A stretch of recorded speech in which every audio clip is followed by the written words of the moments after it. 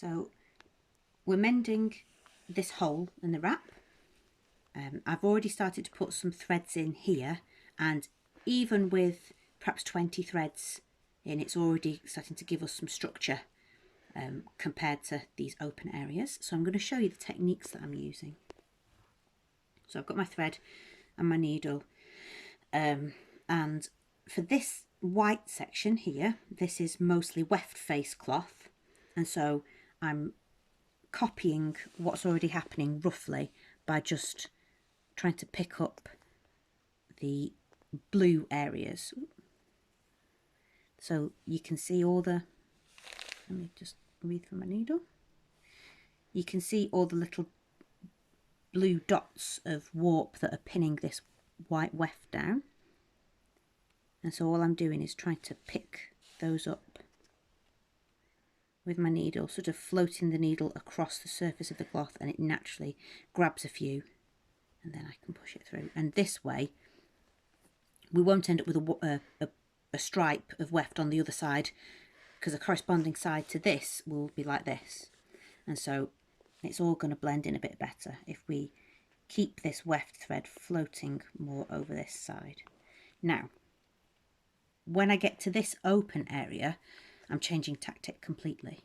And I was trying to go over and under every single warp thread, which is just too fiddly and impossible and probably not necessary for the strength that I need.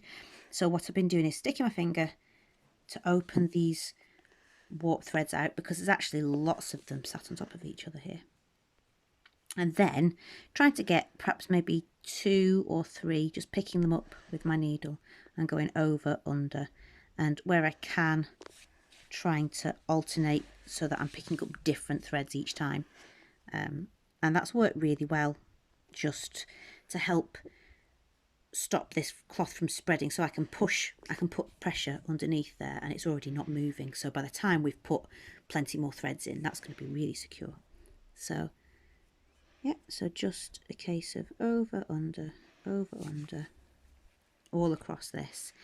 I've not knotted anything in, but I've been using one long thread here, and going up the cloth and then down the cloth, and that way I was able to cinch it in and hold it in place. So these are sort of my structural threads, and then I have started to put some that are just going to be floated through, and again, they'll not be knotted, they'll just be snipped off, and then they'll float all the way through, and those will give me the rest of the bulk.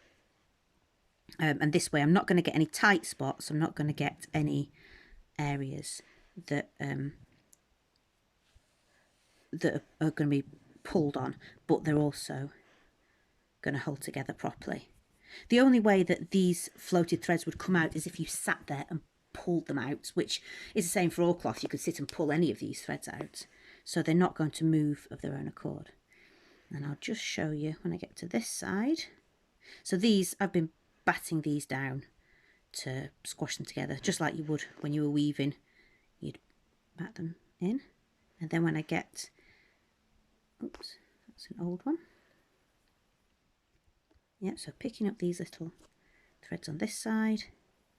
When I get to this part that's mostly blue, I'm doing the same thing but in the opposite way. So I'm lifting up as many of these as I can while still putting my needle through the cloth, not underneath it. So that's just picked up lots of warp threads. And so on the alternate face, you'll see this show through more, but on this side it's mostly hidden. And then I'll just get this bit further, and then I'll show you the back so that you can see. Oops, that's so it's not tricky, it's not stressful. Oh, I've lost that now. I'll show you the other side. It's just long-winded. Whether it's worth doing as a mend depends on how precious the wrap is to you. So this wrap has been used to carry one baby all the way through from being small, and it wants to carry another, so this is worth doing. And so actually you can see on this side where all my threads are hidden, it's already starting to look better, less worrying.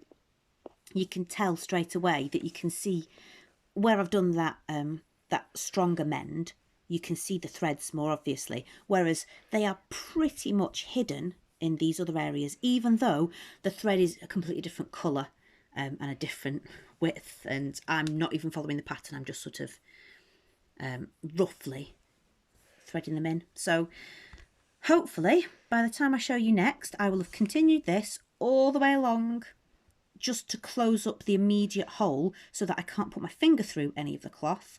And once I've done that, then I'm going to start to work on filling in gaps and feathering it up and down, and just making sure that when this gets the weight of a baby, that there's no way that these threads can sort of pull apart, because there's going to be so many there holding the cloth together that they're going to be quite happy.